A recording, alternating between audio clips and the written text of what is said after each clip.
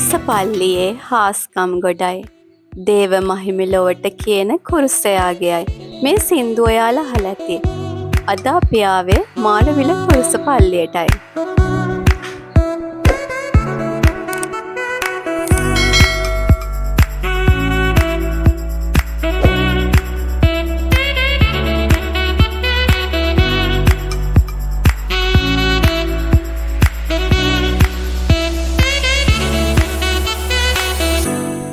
කතෝලික ජනතාව අතර විතරක් නෙවෙයි බෞද්ධ ජනතාවත් අතර මේ පල්ලිය ඉතාම ජනප්‍රියයි.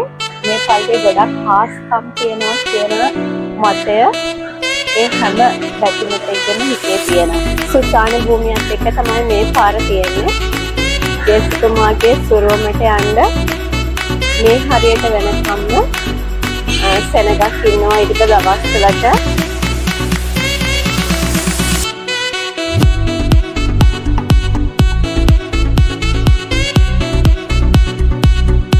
පිළිකා රෝගී කාන්තාවක් තමන්ගේ රෝගය සුව කරලා දෙන්න කියලා ඉල්ලීමක් කිරීමේදී ආය ප්‍රතිකාර සඳහා රෝහල් ගත වීමෙන් පසු ඒ කාන්තාවගේ ඇඟේ පිළිකා සෛල නැති බව වෛද්‍යවරු කියලා කියනවා.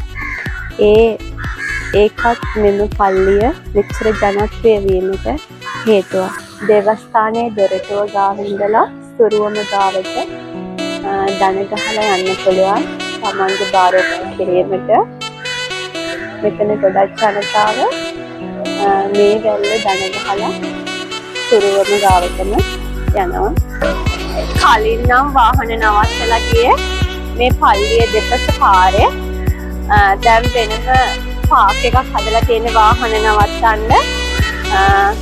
මේ පාරෙන් එහා පැත්තේ පල්ලිය තියෙන මේ පැත්තේ මේ පාරෙන් මෙහා පැත්තේ මේ පාරේ ඔයාලට ගියාම ආරෝග්‍ය වේලක්ෂණී මාතාවන්ගේ සිරුවමක් බලා ගන්න පුළුවන්.